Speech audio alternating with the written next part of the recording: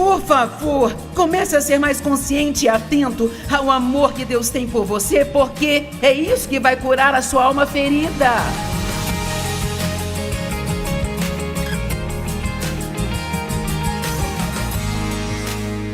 Vamos ver 2 Coríntios 2, verso 14.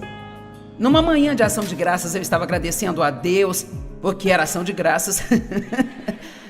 Não que seja o único dia que eu faça isso, mas eu estava fazendo uma edição especial pensando nas coisas boas pelas quais eu deveria agradecer a Deus.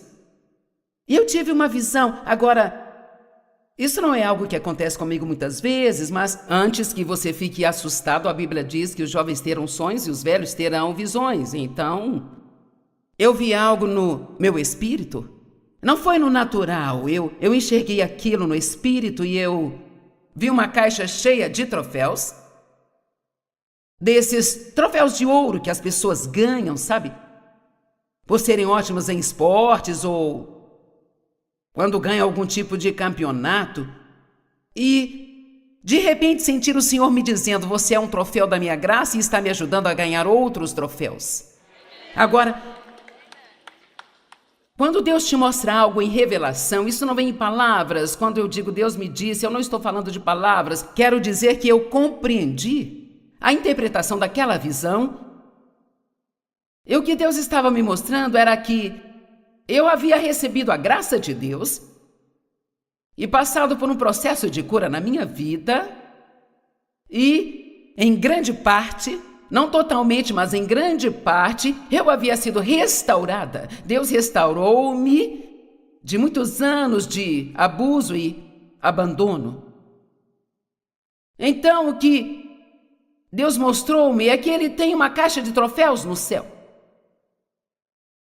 E há vários troféus lá que representam as pessoas que permitiram que Deus as curassem completamente e as restaurassem e as tornassem o que Deus queria que elas fossem desde o início. Meu trabalho é ter certeza de que você esteja naquela caixa. Pelo menos eu farei a minha parte. Não posso fazer tudo sozinha, mas isto é parte do que eu quero fazer. Se você entrar na casa de alguém que tem aquele tanto de troféus, talvez uns 100, você pensa: nossa, essa pessoa é boa demais no que ela faz. E se você for ver, é boliche, é basquete, ou sabe, algo assim. Bem, eu não sei o quão grande é a caixa de troféus de Deus, mas eu posso te dizer uma coisa: Deus é muito bom no que Ele faz. Muito bom. E então, depois da visão, não muito tempo depois, eu me deparei com esta escritura, em 2 Coríntios 2,14, mas graças a Deus, que em Cristo sempre nos conduz em triunfo, como troféus da vitória de Cristo. E através de nós, espalha e torna evidente a fragrância do conhecimento de Deus em todos os lugares. O que Ele faz? Ele nos cura, então Ele trabalha através de nós, do nosso testemunho, para trazer outras pessoas para a plenitude e a totalidade do seu poder de cura. Dê um brado de vitória.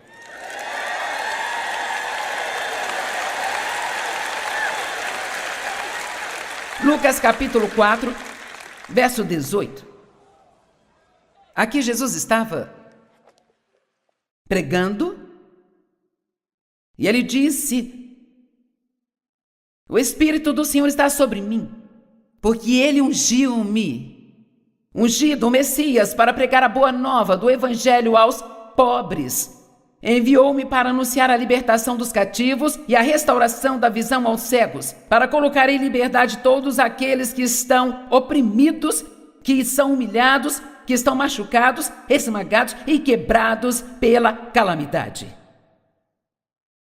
A versão King James diz: para curar os corações partidos. Eu amo esse: para colocar em liberdade. Eu quero colocar você em liberdade. Você que está ferido, esmagado e quebrado pela calamidade das coisas do seu passado, que te machucaram e te feriram. Deus é um campeão, o nosso campeão. E Ele é capaz de tirar as pessoas de um lugar de destruição para um lugar de vitória. Deus nos cura por dentro. E isto sempre afeta o nosso exterior. Me sinto melhor hoje do que aos 35 anos? Honestamente, me sinto muito melhor hoje do que quando era uma mulher mais jovem, porque a minha alma estava cheia de muita dor naquela época. E quando temos a alma cheia de dor, a mente cheia de preocupação, um coração partido e cheio de amargura, isto aparece no seu homem exterior. E te envelhece mais rápido do que deveria. Agora, vamos ver João 5, apenas por um instante. Este é um homem do qual eu gosto de pregar. Não vou me alongar muito, mas...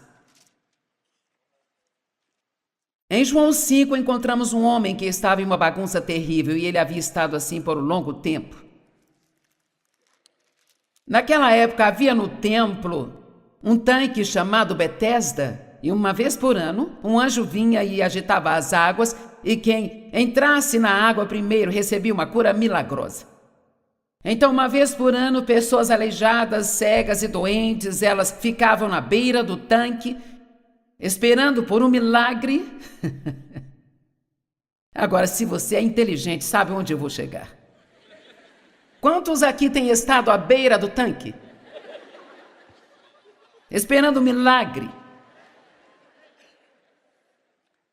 Bem, em João 5:5 havia um homem que sofria de paralisia e desordem persistente há 38 anos. 38 anos!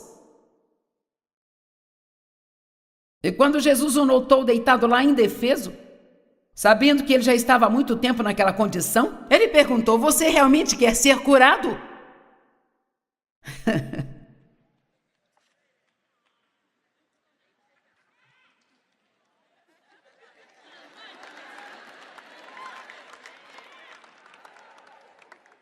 Então estou te perguntando hoje, você realmente quer ficar bem?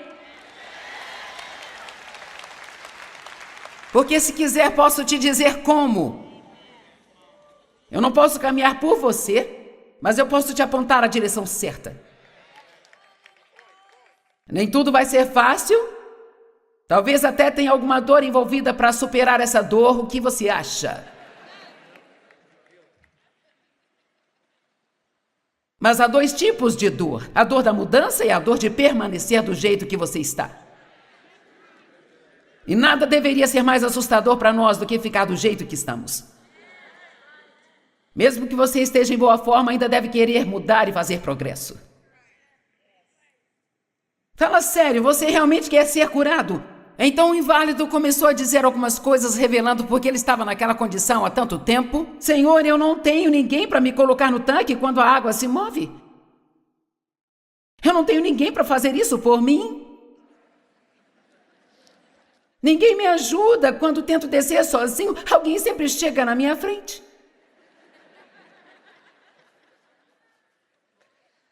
E Jesus não ficou com pena dele. Você pensa que ele teria pena, mas não teve. E aqui me parece que em voz alta, porque é um grande ponto de exclamação, ele disse: levante-se! E eu amo especialmente esta parte, e pegue sua cama. Em outras palavras, limpe a bagunça que você fez nesses anos. Será que estou falando com alguém aqui hoje?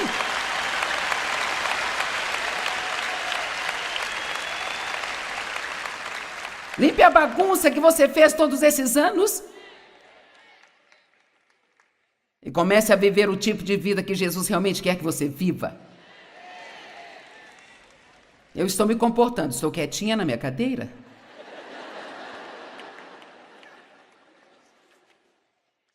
Muitas pessoas aqui foram abusadas de uma maneira ou de outra. Abuso verbal, abuso mental, abuso físico, abuso espiritual, abandono, rejeição. Pode ter sido por seu cônjuge, pode ter sido por amigos. Quantos já sofreram profundamente na vida, em algum lugar, ao longo do caminho? Ok. Bem, poucas pessoas não precisaram levantar as mãos. E nós não temos inveja de vocês. Estamos felizes, não temos inveja. porque sei que em algum momento vocês ajudaram alguns de nós que estavam em pedaços. Mas a maioria precisa da beleza em vez de cinzas. E eu sei que há muitos homens aqui hoje, você pode pensar, essa coisa de beleza está me irritando, Joyce. Sabe, como eu disse ontem à noite, vocês homens deveriam procurar uma beleza de vez em quando também.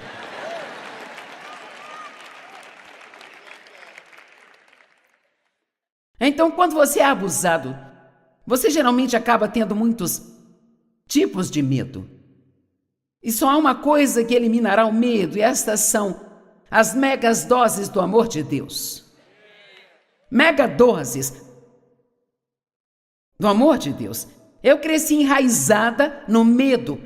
Enraizada no medo. Meu pai trabalhava à noite, eu ficava muito feliz por isso, porque não tinha que aturá-lo, e ele chegava em casa do trabalho por volta da meia-noite. Eu ouvia a chave, eu me lembro de estar deitada, mas quando eu ouvia a chave virar na fechadura, o medo agarrava meu coração. Porque eu não sabia se ele iria entrar no meu quarto e colocar as mãos em mim, ou entrar com um ataque de fúria e tirar minha mãe da cama e bater nela, eu não sabia. Se fosse fim de semana, eu sabia que teríamos uma briga, porque ele sempre chegava em casa bêbado nos fins de semana e foram tempos difíceis. O meu pai era muito volátil. Você nunca sabia o que ele ia fazer de um momento para o outro. E eu sei que muitos de vocês cresceram com pais que não eram pacíficos, o que agora chamamos de família disfuncional. Não tínhamos esse termo na época. Eu achava que era loucura, mas agora é disfuncional.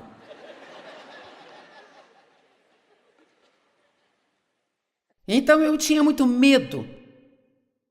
Meu Deus, quanto medo eu tinha na vida. E não é que eu tivesse medo de tudo, sabe? Mas eu tinha esse tipo específico de medo. E a Bíblia nos ensina que nós não temos que viver com medo. Eu tinha medo de ter amigos. O medo era meu companheiro. Eu tinha medo de que alguém descobrisse o que o meu pai estava fazendo comigo. Por outro lado, medo de que ninguém descobrisse. Eu queria ser resgatada, mas temia que minha mãe descobrisse, ao mesmo tempo não descobrisse, eu não conseguisse ajuda. Eu tinha medo de que a culpa fosse minha. E assim o medo me rodeava o tempo todo. E então eu tinha muito medo da raiva do meu pai. E esse é um dos medos que ainda tenho que encarar na minha vida, sabe? É que eu não suporto estar perto de pessoas com raiva. Especialmente se for alguém de quem eu sou próxima, sabe? Como raiva na família. Nós não temos nada disso na nossa família há muito tempo. Superamos, nos livramos, resolvemos tudo. Porque cresci nessa bagunça e me recuso a viver assim. Amém? Então eu sou viciada na paz. E é isso que eu quero. A Bíblia diz que Deus não nos deu um espírito de medo, mas de poder, de amor e moderação. 1 João 4,16. Essas são, na verdade, algumas das escrituras que realmente me ajudaram na minha jornada. Esta em particular, eu me lembro, a primeira mensagem que eu ministrei publicamente, não em um estudo bíblico caseiro, mas na igreja que trabalhava quando comecei o ministério, como já lhes falei. Orava para que Deus mostrasse o que Ele queria que eu pregasse, e Ele disse, diga a eles que eu os amo. Eu pensei, bem, não quero chegar com uma mensagem de escola dominical, as pessoas sabem que você as ama, e o pensamento que veio foi, não, elas não sabem, se soubesse não agiria como elas agem. Sabe por quê? O amor, o perfeito amor, o amor de Deus lança fora todo o medo. Então, se nós ainda temos medo na vida, então sabemos que ainda precisamos de outras doses do amor de Deus em nossas vidas. Muitas pessoas hoje têm medo do que vai acontecer nos tempos em que nós estamos vivendo. Não tenha medo por causa do tempo em que estamos vivendo. Se você está vivo nesse momento e você pertence a Deus, Ele vai cuidar de você, porque Ele cuida dos seus.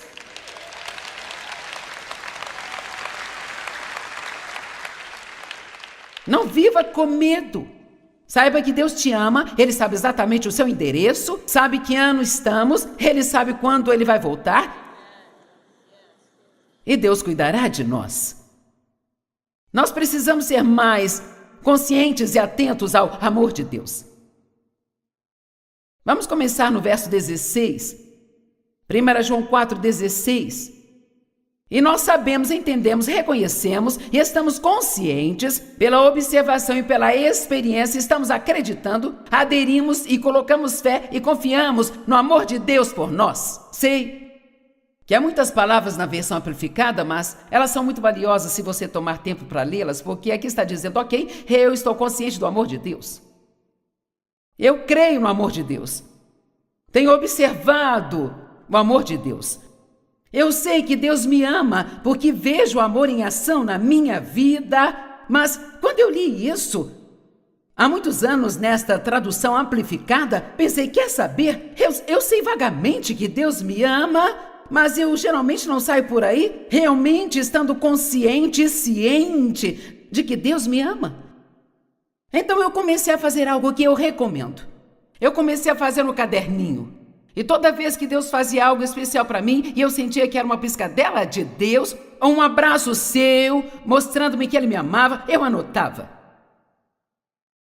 É muito bom fazer esse tipo de coisa, porque quando você tiver um daqueles dias horríveis e nojentos onde você pensa, ninguém me ama, você pega o caderno, bem, espera aí, eu me lembro, Deus fez isso aqui também, Deus fez mais isso aqui por mim, eu me lembro quando Deus fez isso aqui. Então, de repente, você se sente melhor novamente. Deixa-me dizer, Deus faz todo tipo de coisas para cada um de nós o tempo todo e nós tomamos isso como uma coincidência. Mesmo quando uma pessoa faz algo por você, sim, agradeça a ela, mas não pare por aí e entenda que foi Deus quem trabalhou através delas. Deus faz muito pouco nesta terra que não seja através de alguém. E nós temos que parar de dar o crédito para as pessoas. Sim, seja grato, sabendo que é Deus trabalhando através delas. E uma boa maneira de você agradecer é dizendo a elas obrigada por deixar Deus trabalhar através de você para abençoar a mim. Por favor, comece a ser mais consciente e atento ao amor que Deus tem por você, porque é isso que vai curar a sua alma ferida. E então, prosseguindo, no verso 18 ele diz, não há medo, no amor o pavor não existe. O amor crescido, completo, perfeito, leva o medo para fora das portas e expulsa todos os traços de terror, pois o medo traz consigo a ideia de punição. Deus não está bravo com você. Sua coisinha imperfeita. Deus não está bravo com você. Eu quero que as pessoas assumam os seus direitos como filhos e filhas do Deus Altíssimo. E parem de agir como se fossem cauda o tempo todo. Amém, eu creio. Você tem que começar a esperar bênçãos em sua vida. Bem, eu não posso fazer isso, eu não mereço ser abençoada. Isso mesmo, não merece. Você acertou essa parte.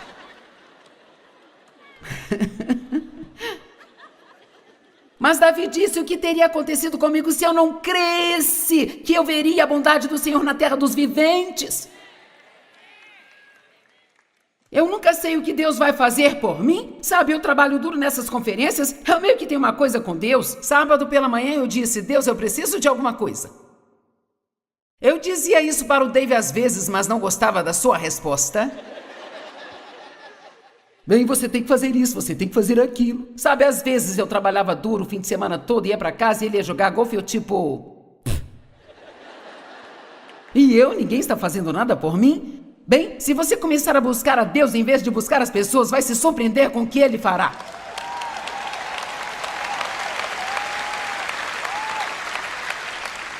Eu disse a Deus esta manhã, estou esperando algo. Ei, estou esperando algo bom. Não sei o que vai ser, mas você é um especialista em coisas maravilhosas, surpreenda-me. Não faça do seu relacionamento com Deus uma tarefa tão difícil. Ai, eu estou me esforçando tanto para ser bom. Desista, não vai funcionar.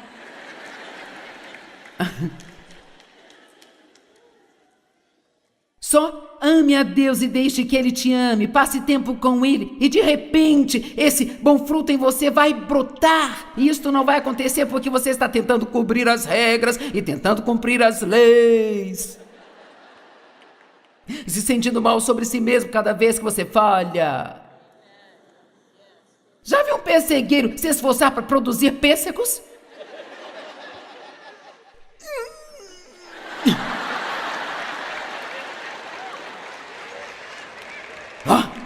Tenho que me esforçar mais.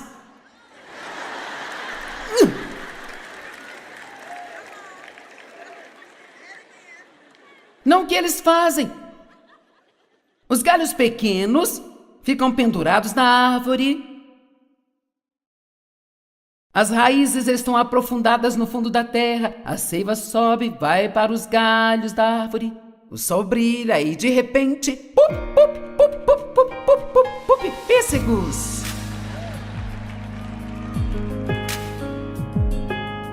Muitos de nós estão precisando de cura emocional. Nossas emoções são muito reais, podem ficar danificadas, precisa de cura. Seja por uma experiência traumática em um relacionamento, ou apenas por causa de circunstâncias que nos machucaram, precisamos permitir que Deus entre para curar as coisas que nos feriram lá dentro.